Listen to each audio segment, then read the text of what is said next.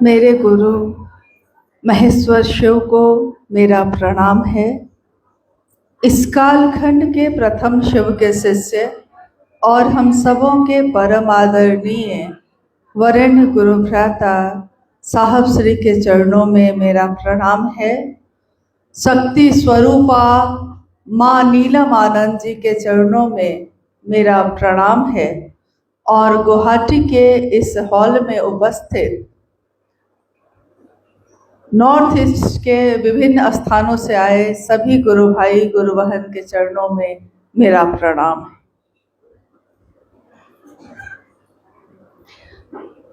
मेरे गुरु महेश्वर शिव की असीम दया से आज गुवाहाटी के इस स्थान पे आप सबसे भेंट हो रही है, आपसे मिलने का मौका मिला है।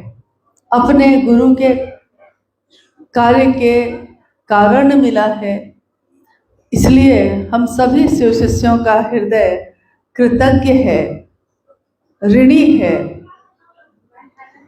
कि आज आपके कारण सुदूर क्षेत्रों में भी महादेव की बात फैल रही है। आप में से, हम में से बहुत लोग ऐसे होंगे जो वर्षों बरस से शिव शिष्य बनकर अपने जीवन को जी रहे हैं।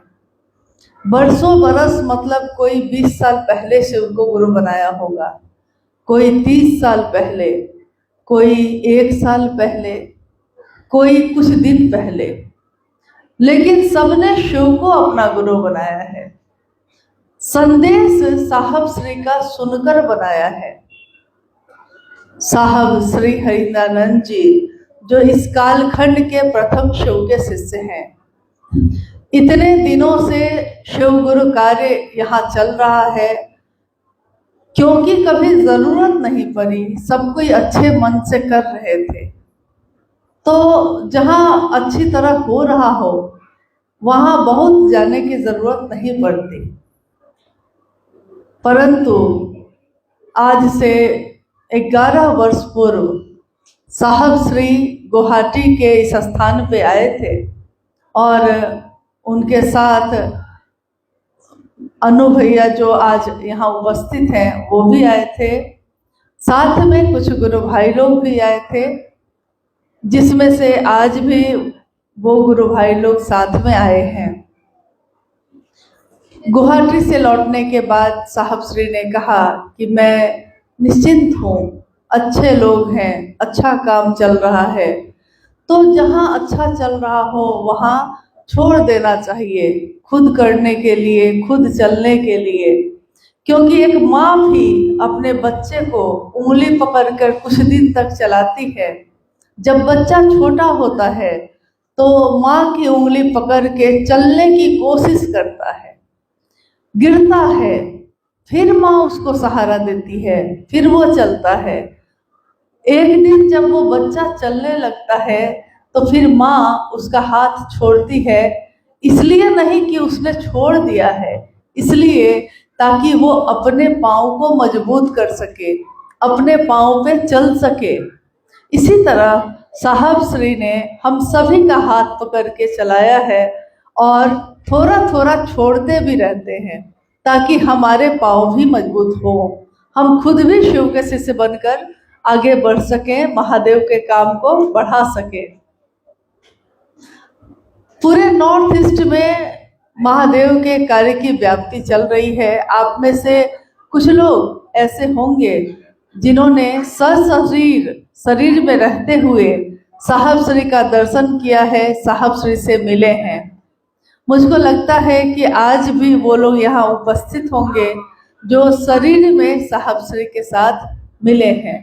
क्या उसमें से कुछ लोग ऐसे हैं यहाँ? आप में से कोई मिला है? काफी लोग हैं जो मिले हैं। कहते हैं कि जब सूरज को कोई देख लेता है तो सारे तारे छिप जाते हैं। आसमान में जब रात होती है, अंधेरा होता है, छोटे छोटे तारे नजर आते हैं, परंतु सूरज की पहली रोशनी जब जगत में फैलती है, दुनिया में फैलती है, तो उसकी रोशनी, उसका उजाला सारे अंधेरे को दूर कर देता है और सूरज दिखाई देने लगता है। जिसने भी साहब श्री का दर्शन किया है उसकी अनुभूति ऐसी ही है कि जिसने दर्शन कर लिया, जिसने उनकी बातों को सुन लिया, जिसने उनको जान लिया, उसने शिव को भी जान लिया, क्योंकि वो शिव से जुड़े हुए लोग हैं। इस कालखंड में प्रथम शिव के शिष्य हैं। आज हम सब महादेव की चर्चा कर रहे हैं और लोग खूब इधर से उधर जा रहे हैं, शिव चर्चा की बहुत धूम है, परंतु हमको जानना होगा कि हम किस शिव की बात कर रहे हैं। शिव कौन है? भगवान है, उमा के पति हैं, या कपालिकों के आराध्य हैं, कपालेश्वर हैं। अघोरी जिसकी पूजा करते हैं वो है अघोरेश्वर है। हमने जिस शिव को अपना गुरु माना है, ये क्या वही शिव है जो भगवान है, जिनके सारे स्वरूप हैं? आइए हम लोग उस पे बात करते हैं। भगवान शिव की शिष्यता इस कालखंड में, इस सदी में जब शुरू हुई, तो वो शुरू हुई थी शिव के शिष्य साहब श्री हईतानंद जी के द्वारा। सितंबर सन 1974 के नवंबर में ही साहब श्री ने आरा के गांगी शमशान में शिव को अपना गुरु बनाया था। आज हम लोग 2026 में रह रहे हैं। आज से कितने वर्ष पूर्व, 52 साल पहले, 52 वर्ष पहले साहब ने शिव को अपना गुरु बनाया था। परंतु इससे भी पहले, जब वो खुद 12 साल के थे, उनके मन में पहली बार ये जिज्ञासा पैदा हुई थी, एक 12 साल के बालक के मन में ये जिज्ञासा कि लोग जन्म लेते हैं, आते हैं, फिर कहाँ चले जाते हैं। फूल जो खिलते हैं, खिल के खुशबू बिखराते हैं और क्यों मुरझा जाते हैं। सुबह होती है तो रोशनी हो जाती है, क्यों सूरज ढल जाता है और अंधेरा हो जाता है, ऐसा क्यों होता है। तो इस खोज में कि मैं चमत्कार सीखूंगा, अपने घर में उन्होंने देखा एक व्यक्ति को जो उनके पिता से मिलने आए थे। उसने इनको पढ़ाने का काम किया, मास्टर भी बने साहब श्री के, और मास्टर के रूप में पढ़ाते पढ़ाते उस दिन की जो घटना हुई, उसने साहब के जीवन की दशा और दिशा को बदल दिया। घटना ये हुई कि जब वो मास्टर पढ़ा रहे थे इनको, तो उन्होंने, एक बच्चा है, छोटा है, तो मास्टर जब पढ़ाता है तो पानी चाहिए या कुछ सामान चाहिए, तो वो उस बच्चे को कहता है। उस दिन उस मास्टर ने भी साहब श्री, जो बालक है 12 वर्ष के, उनसे कहा कि एक खरीका ला दो। खरीका यानी दांत साफ करने का, जो नीम के दातून की तरह पतला पतला होता है, नीम के पेड़ से लोग तोड़ के पहले करते थे। अब तो बाजार में बिकता है, लकड़ी का बना आता है, प्लास्टिक का बना हुआ होता है, परंतु उस समय का दौर जो था, उसमें दांत साफ करने के लिए लोग नीम के खरीके का प्रयोग करते थे। मास्टर साहब ने नीम का खरीका मांगा, परंतु बालक हरिंदानंद जी को बहुत गुस्सा था इस बात का कि अब ये मुझको पढ़ा रहे हैं। तो उन्होंने चिढ़कर, बालक है तो कुछ शैतानी, कुछ बदमाशी होती ही है, चिढ़कर उन्होंने आंगन में रखे हुए नारियल के झाड़ू से तिनका तोड़ा। नारियल के झाड़ू में तिनका होता है, तिनका तोड़ा और आकर मास्टर साहब को दे दिया। मास्टर साहब ने देखा तो समझ गए कि ये तो नीम का दांत खरीका नहीं है, ये तो नारियल के झाड़ू का टुकड़ा है। तो उनके अंदर का, जब हम गुस्से में आते हैं तो हमारे अंदर शैतान प्रकट होता है, जब हम प्रेम करते हैं तो हमारे अंदर से देवता प्रकट होते हैं।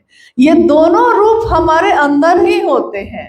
उस दिन मास्टर जो पढ़ा रहे थे तो शिक्षक के रूप में पढ़ा रहे थे, परंतु जब बालक के शैतानी को समझा उन्होंने, तो उनके अंदर उस समय जो मास्टर कुछ शमशान साधना कर कर कुछ ऐसी ताकत को रखे हुए थे, वो प्रकट हो गया उनके अंदर, और उन्होंने खरीके को पटका वहीं जमीन पे, और पटकते ही खरीका सांप में बदल गया। वो छोटा लकड़ी का टुकड़ा सांप बनकर रेंगने लगा। इसको देखते ही साहब जो 12 साल के थे चीख पड़े, जोर से चीख कर वो अपने मास्टर के ऊपर ही कूद गए। घबराहट में परेशान होकर मास्टर ने देखा कि अरे ये बच्चा तो डर गया, तो उसने तुरंत कहा कि अरे अरे बउआ कुछ नहीं खे, कुछ नहीं खे, देखा खरीका बा। तो उन्होंने फिर देखा तो खरीका था, सांप कहाँ चला गया। अब बालक हरिंदानंद जी के मन में ये जिज्ञासा हुई कि ये जो अभी अभी सांप देखा मैंने, खरीका से सांप बना, सांप से फिर खरीका बना, ये हुआ कैसे।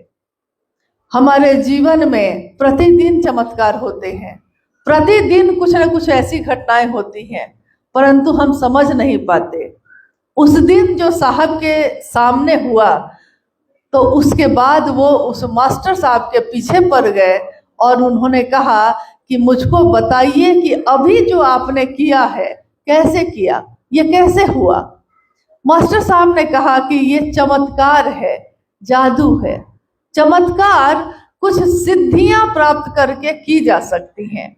शमशान की साधना करके, कब्रिस्तान की साधना करके, मंत्रों का जप करके सिद्धियां प्राप्त की जाती हैं। छोटी छोटी सिद्धियां प्राप्त की जाती हैं, परंतु बड़ी सिद्धियां दे दी जाती हैं। तो छोटी सिद्धियां जिसमें चमत्कार सीखने की बात थी।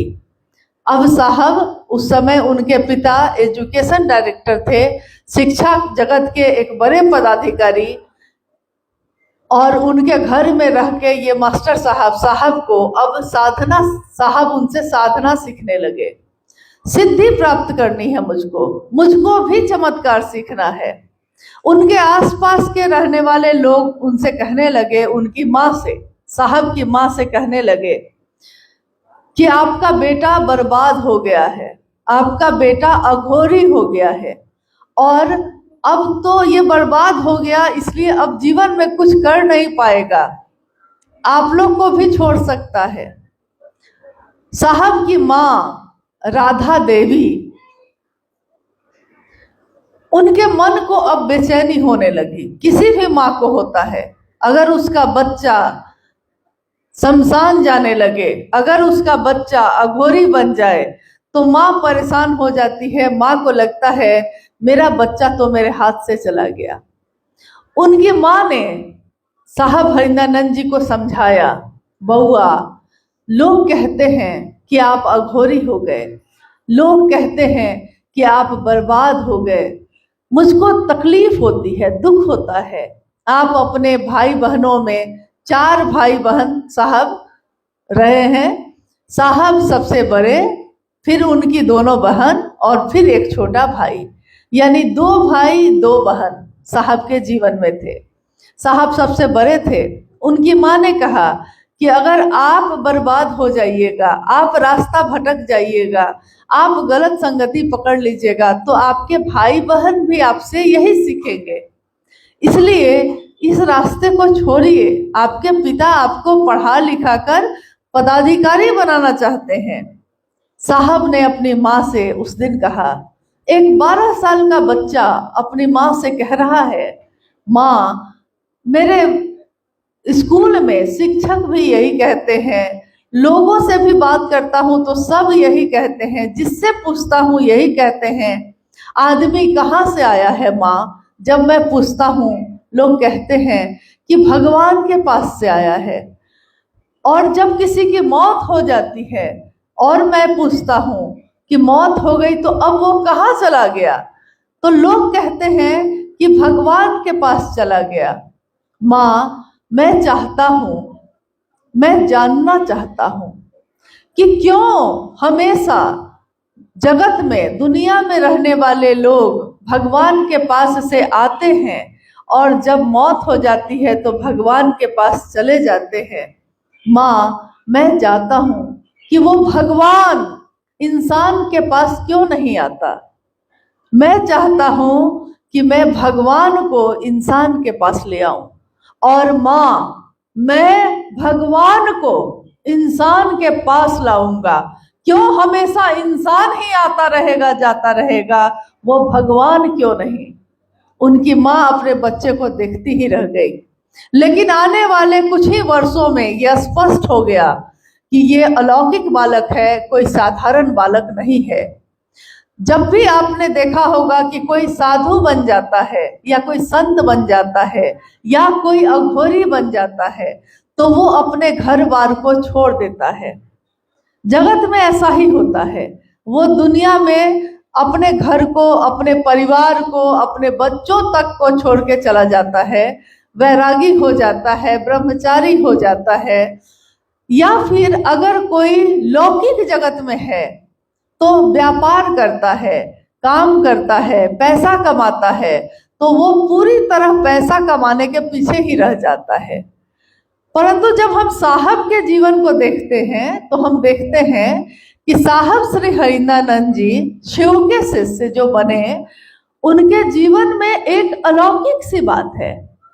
वो लौकिक और पारलौकिक दोनों जीवन को एक ही समान जी रहे हैं।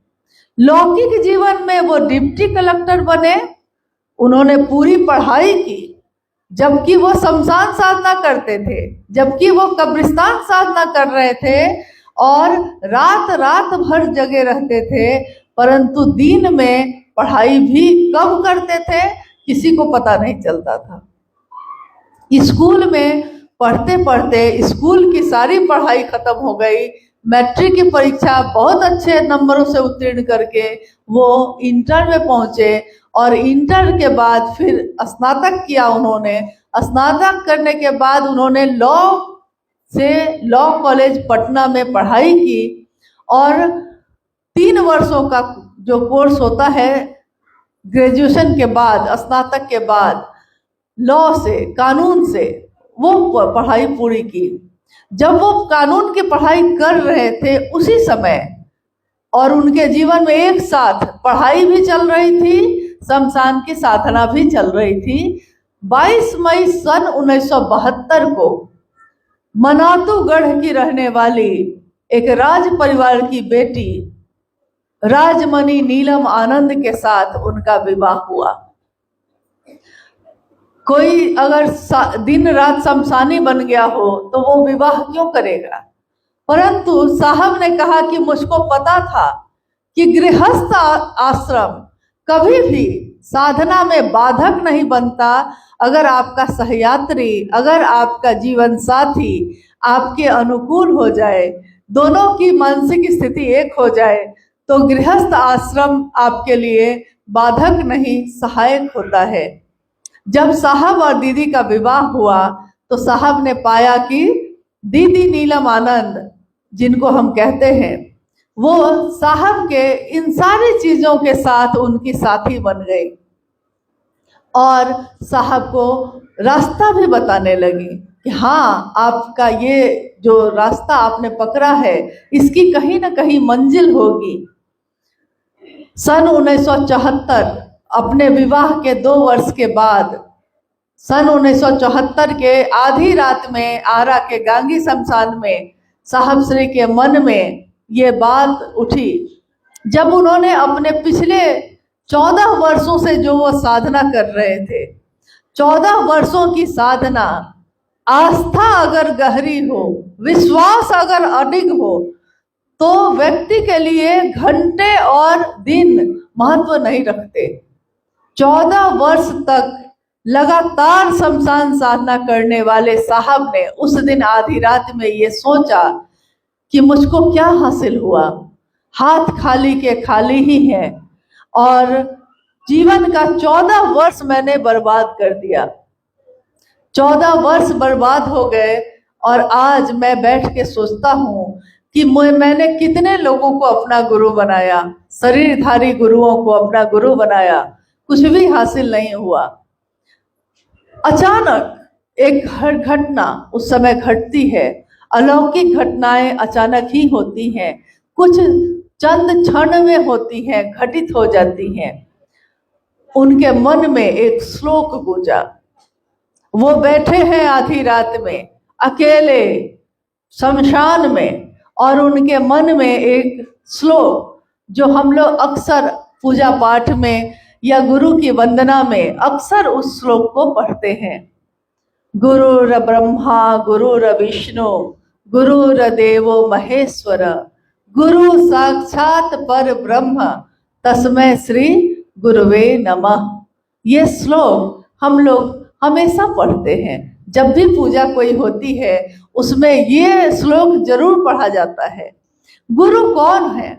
गुरु वो होते हैं जिनमें ब्रह्मानी शक्ति है, यानी कि उत्पत्ति करने की शक्ति, पैदा करने की ताकत, हमारे मन को, हमारे तन को जो पैदा कर सकता हो वो गुरु होता है। और गुरु में इसीलिए ब्रह्मा की शक्ति यानी ब्रह्मानी शक्ति कहा गया कि गुरु में होती है।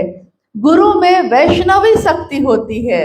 वैष्णवी शक्ति यानी विष्णु की शक्ति। विष्णु की शक्ति क्या है?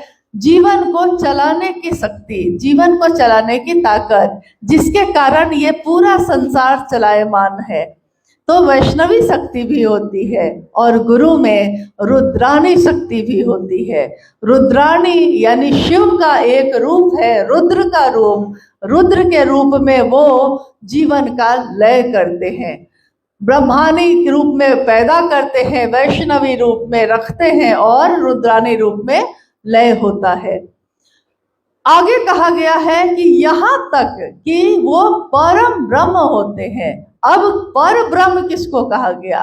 पर ब्रह्म कहा गया उस परम सत्ता को, उस परम ताकत को जिसके अंश हैं हम और आप, छोटे छोटे अंश, जिसकी ताकत से हमारा जीवन चलता है। जब किसी वही ऊर्जा, वही ताकत जब किसी मनुष्य में उतरती है तो मनुष्यात्मा कहा जाता है, जब किसी जीव में उतरती है जीवात्मा कहा जाता है, और जब घनीभूत होती है, जहाँ अक्षय स्रोत है वहां होती है, जहाँ से सारी चीजें निश्रित होती हैं वहां होती है, तो उसी ताकत को, उसी ऊर्जा को, उसी घनीभूत शक्ति को पर ब्रह्म कहते हैं, परमात्मा कहते हैं। परमात्मा, आपने गौर किया होगा कि संसार में देवी और देवताओं की गिनती नहीं हो सकती, इतने हैं। अक्सर लोग कहते हैं कि 33 करोड़ हैं, गिनती नहीं हो सकती, इतने देवी देवता हैं, बड़े से बड़े, मध्यम श्रेणी के भी, और न्यून से न्यून शक्तियां हैं, न्यून से न्यून देवी देवता हैं। जैसे न्यून से न्यून कैसी शक्तियां? हमारे गांव में आपने देखा होगा, अक्सर लोगों के गांव में कुल देवता होते हैं या फिर देवी की पिंडी होती है। तो देवी के पिंडी मिट्टी से बस पिंडी बना हुआ है, उसका कोई आकार नहीं है, परंतु वो शक्ति का स्वरूप है। तो बड़ी से बड़ी और छोटी से छोटी बहुत सारी शक्तियां हैं। यहाँ गुवाहाटी में जहाँ हम लोग बैठे हैं, माँ कामाख्या का धाम है ये, और माँ कामाख्या का ये धाम, असम का क्षेत्र पूरा जो है शक्ति का क्षेत्र है, शक्ति तंत्र का क्षेत्र होती है। तंत्र का मतलब होता है ओझा गुनी नहीं, तंत्र का मतलब होता है प्रेम और समर्पण। जहाँ प्रेम हो और जहाँ झुकने की क्रिया आती हो, झुक जाना है, अपने आप को समर्पित करना है, साष्टांग उसमें नीचे झुककर अपने आप को अर्पित करने की विधा है ये। तो शिव के बारे में जब हम बात करते हैं तो इन तमाम देवी देवताओं के बीच एक ही सत्ता ऐसी है जिसको देवों का देव कहा जाता है। देवों का भी देव कौन है? महादेव। योगी, आदि योगी भी है शिव। योगी जो भी होगा, जो योग करता होगा, उसके आराध्य होंगे। लेकिन उसके परम आराध्य कौन होंगे? योगियों के भी जो ईश्वर हैं। कौन है वो? योगेश्वर। जो शमशान की साधना करते हैं, जो कब्रिस्तान की साधना करते हैं, जो आगम और निगम के रूप में बहुत सारी क्रियाओं को करते हैं, जब कपाल साधना करते हैं, वैसे लोगों के भी ईश्वर आराध्य कौन होते हैं?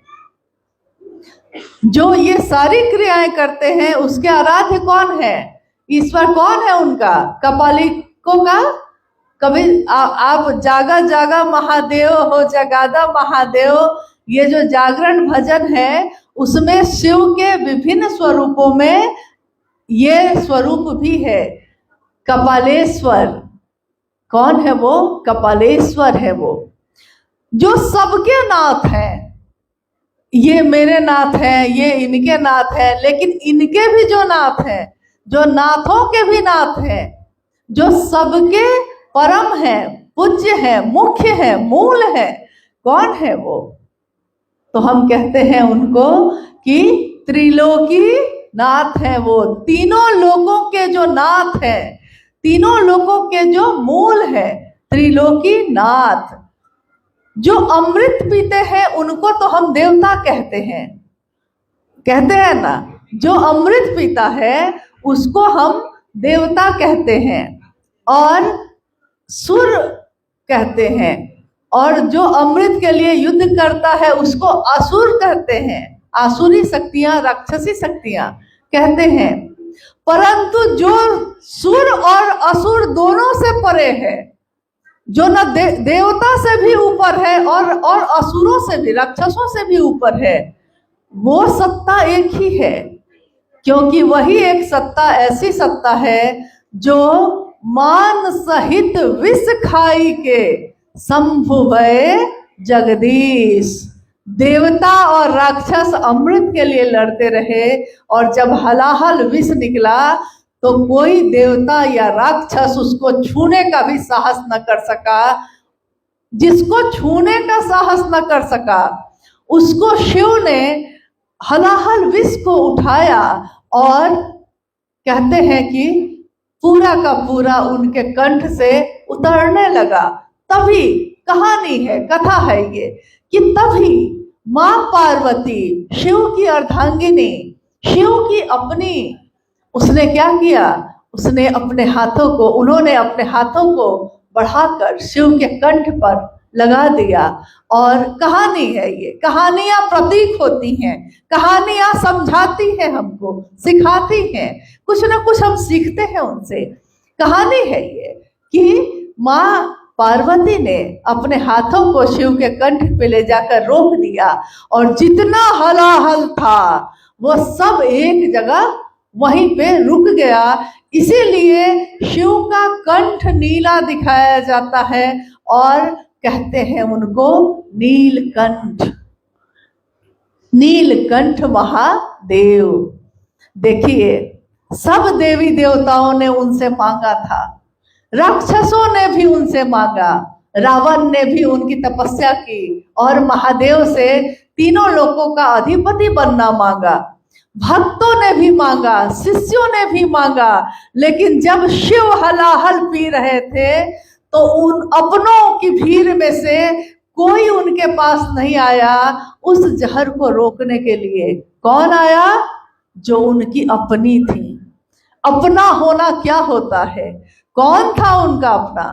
वो शिव की वो शक्ति जो जागृत थी, जो जगी हुई थी, और जिसने हाथ बढ़ाकर उस हलाहल विष को भी रोक दिया अपने शिव के लिए। अगर शिव के शरीर में भी जाता तब भी शिव का कुछ नहीं बिगड़ता, परंतु जो अपना होता है उसको दुख होता है, उसको कष्ट होता है। उसी तरह जब जब महादेव के काम में कोई बाधा आती है, जब कोई इसमें कुविचार डालता है, जब कोई अपनी कुत्सित मनसा डालता है, जब जब उसकी आसुरी शक्तियां पैदा होती हैं, जब जब महिष बनकर वो सर उठाता है तो शिव की शक्तियां जाकर उसका मर्दन भी करती हैं। इसलिए महादेव के काम को, महादेव का नाम लेकर जिसने भी शिव को अपना गुरु बनाया है, उनको शिव पे कलंक लगाने का काम नहीं करना चाहिए। नहीं तो आप असम का ये पूरा क्षेत्र माँ कामाख्या की गोद में ही बैठा है। और माँ कामाख्या की ये जो ताकत है, ये जो शक्ति है, ये शिव की है।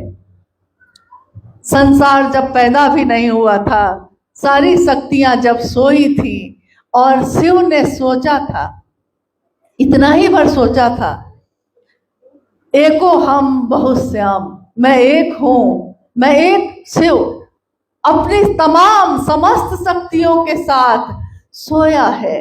शिव जगे हैं, शक्तियां सोई हैं, सुसुप्तावस्था में हैं। और जैसे ही शिव सोचते हैं, एको हम बहुत श्याम, मैं एक हूं, अनेक हो जाऊं, ये सृष्टि बनने लगती है, ये दुनिया बनने लगती है। और दुनिया बनते बनते आकाश बनता है, हवा बनती है, अग्नि बनती है, जल बनता है और पृथ्वी बनती है।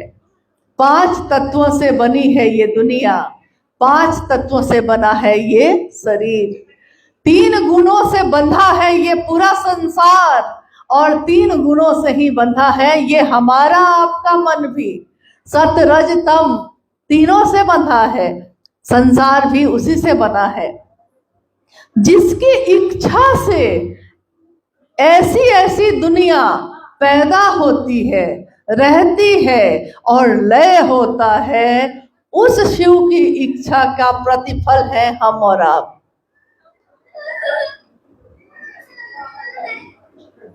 क्या हुआ बच्चे को? अरे वो सोया हुआ है।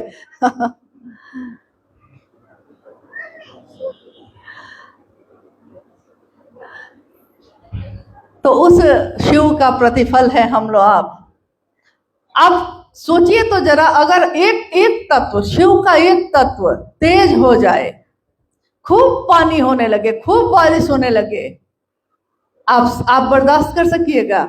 बाढ़ का पानी आ जाए, बड़े से बड़ी इमारत भी बर्दाश्त कर सकेगी? नहीं कर सकती है। शिव का एक तत्व, अग्नि की एक चिंगारी किसी घर में अगर सुलगती रह गई तो वो बड़ी से बड़ी इमारत को भी खाक बना देती है। आसमान की बिजली, एक बिजली अगर कहीं गिर गई तो उस स्थान पे राख का ढेर बन जाता है, चाहे वो पेड़ हो, चाहे वो इंसान हो, चाहे वो चट्टान हो, तो राख बन जाता है। और हम और आप में ताकत ही क्या है? हमारे आपके इच्छा में बल ही क्या है? परंतु हमने शिव को अपना गुरु बना लिया। उस शिव को जिसके ऊपर अब कुछ भी नहीं है, स्वयंभू, ये भी शिव का एक नाम है, स्वयंभू, इसीलिए शिव को शंभु भी कहा जाता है। तो जो स्वयं पैदा हुआ हो और जिसके कारण तमाम कायनात है, सब पैदा हुए हैं, उसकी ताकत में कितना बल होगा, उनमें कितना बल होगा। जैसा एक गुरु भाई गा रहे थे, बोल रहे थे उस समय कि जिसकी रचना इतनी सुंदर, सतीश जी बोल रहे थे, जिसकी रचना इतनी सुंदर, वो कितना सुंदर होगा। सोचिए तो, कल्पना की जा सकती है? जिसका संसार इतना सुंदर है, वो शिव कितना सुंदर होगा। इसलिए एकमात्र शिव के लिए कहा गया है सत्यम शिवम सुंदरम। सत्य, जिसका सत्य कभी नहीं बदलता और जिसकी सुंदरता भी कभी नहीं बदलती, सत्य जो शिव है, सुंदर जो शिव है, जिसका कभी क्षय नहीं होता, जिसमें कभी कुछ घटता नहीं है, कुछ बढ़ता नहीं है, जो सत्य है सो है। हमारी आपकी सत्यता बदलती है। कैसे कैसे बदलती है हमारी आपकी सत्यता? आज शिव मेरे प्रिय हैं, आज साहब मेरे प्रिय हैं, कोई कहता है। और साहब इस धरती पे जो आए तो उन्होंने शिव का संदेश दिया सबको, सबके अपने बन के रहे, उनसे ज्यादा मित्र, उनसे बड़ा शुभचिंतक हमारा दुनिया में कोई नहीं। परंतु साहब ने दिल खोल कर सबको शिव दिया, शिव को बांटा, शिव की शिष्यता दी, शिव को अपना बनाने की विधा सिखाई, और साहब ने अपने लिए कुछ नहीं चाहा। चूंकि ये संसार है, चूंकि ये धरती है, तो धरती पे घर को चलाने के लिए एक व्यवस्था दी जाती है। क्या हमारा आपका घर है तो क्या हम लोग सड़क पे रहते हैं? नहीं, किराए पे रहें या अपना घर बना के रहें, लेकिन छत के नीचे ही रहते हैं। कहीं ना कहीं तो छत चाहिए।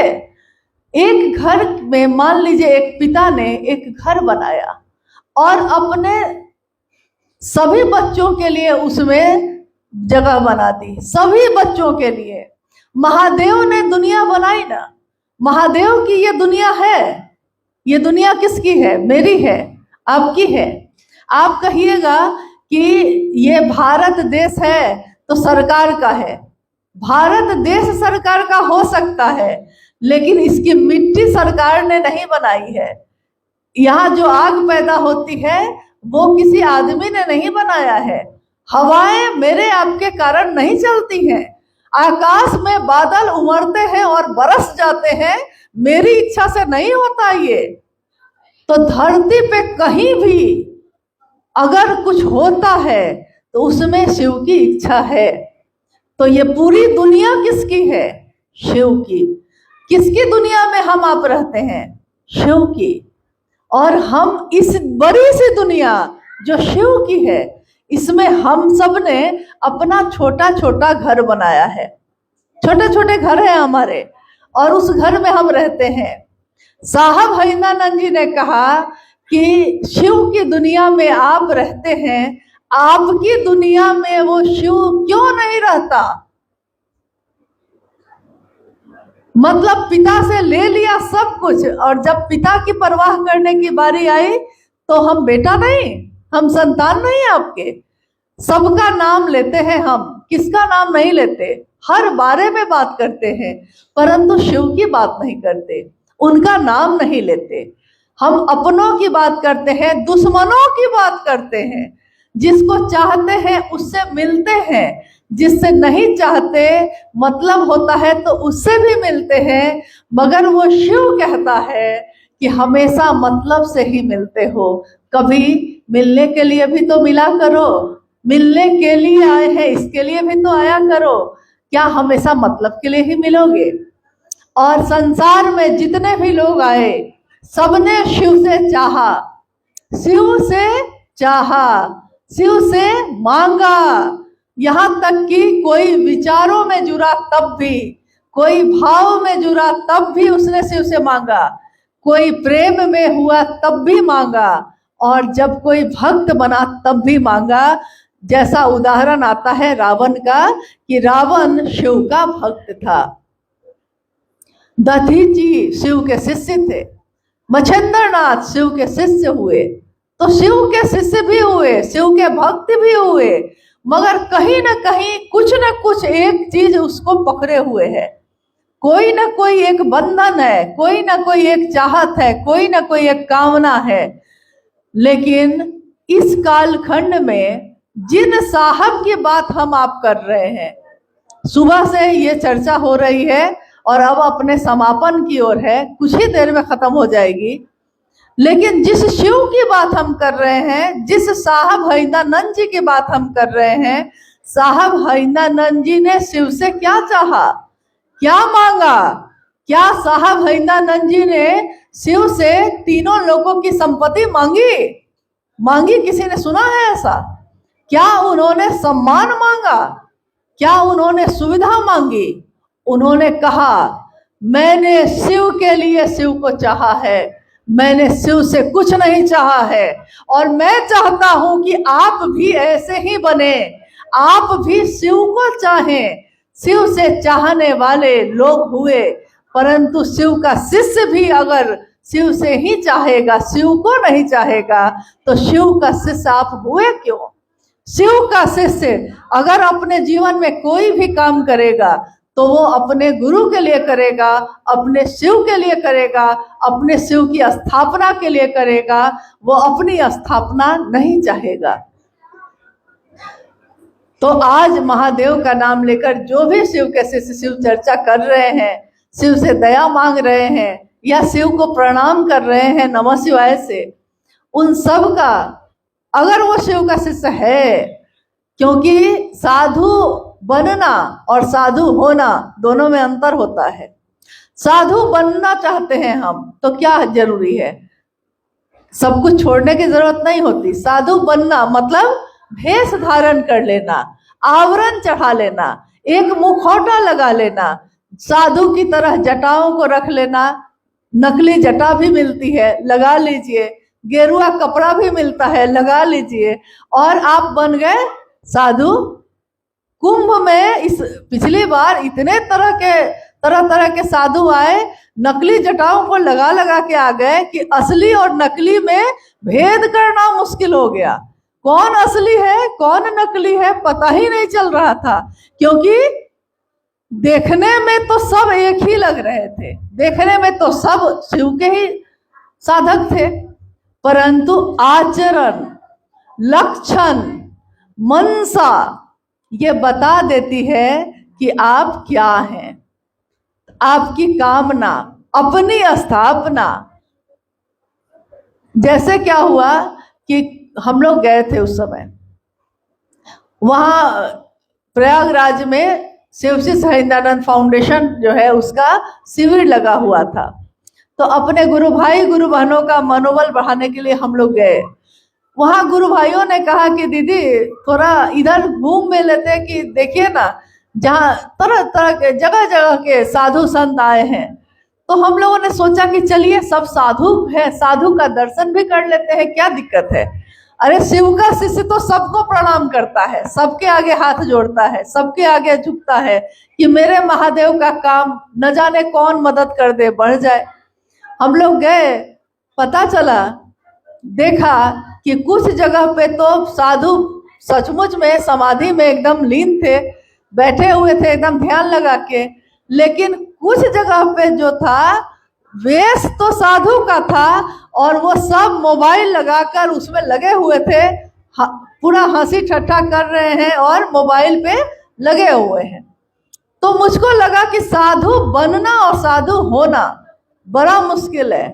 साधु होना यानी कि वेश से कोई साधु नहीं होता, वेश से कोई पैंट शर्ट भी पहन के साधु बन सकता है, मन उसका साधु होता है। इसी तरह किसी का मन शिव का शिष्य होगा। वेश धारण करने से चीजें नहीं बदलती, मन को बदलने से चीजें बदलती हैं। आइए, आप लोग आज काफी देर से बैठे हुए हैं और बहुत तरह की बातें हुई। गुरु भाई गुरु बहनों ने, यहाँ के गुरु भाई गुरु बहनों ने अपनी अपनी बात भी रखी।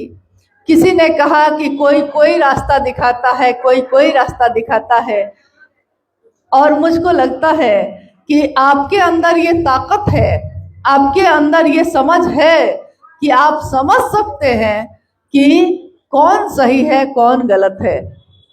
साहब ने होली के अवसर पे देवघर में हम लोग सब गए हुए थे और साहब के लिए ये अनु भैया जो हम लोग के बीच है, इन्होंने कहा कि मैं साहब के लिए कुछ कहना चाहता हूँ।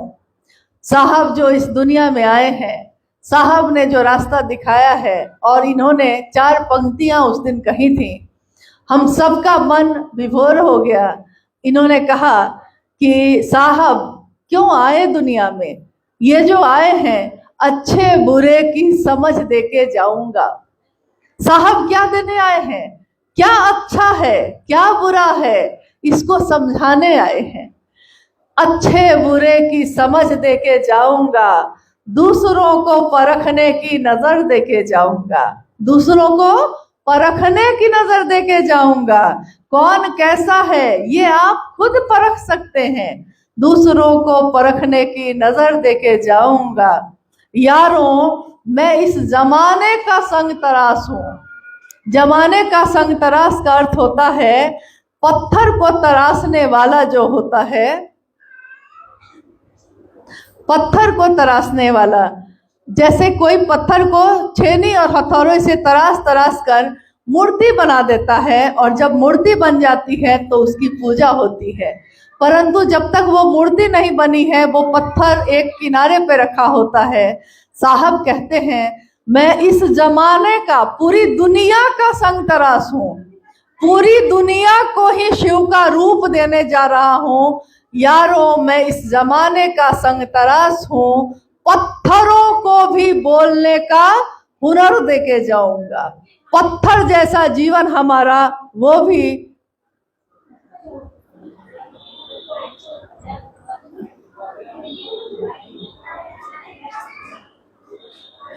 पत्थर जैसा हमारा जीवन भी बोलता है। हम शिव की बात करते हैं, हम में ये ताकत नहीं थी, हम में ये सामर्थ्य नहीं था। हम महादेव की बात करेंगे, हम महादेव के शिष्य बनेंगे। एक मामूली शिष्य बनने के लिए भी, एक शरीरधारी गुरु का शिष्य बनने के लिए भी पात्रता खोजी जाती है, उसकी परीक्षा ली जाती है। और शिव का शिष्य बनने के लिए शिव ने कोई पात्रता नहीं खोजी, क्योंकि शिव पात्रता खोज भी नहीं सकते। शिव देवताओं के भी हैं, शिव किन्नरों के भी हैं, शिव गंधर्व के भी हैं, शिव इंसानों के भी हैं, शिव राक्षसों के भी हैं। एकमात्र ऐसे जिनकी तपस्या करके सब के सब कुछ न कुछ मांगते हैं। किम न सिद्धते भूतले, इस भूतल पे ऐसा क्या है जो महादेव चाहेंगे और सिद्ध नहीं होगा।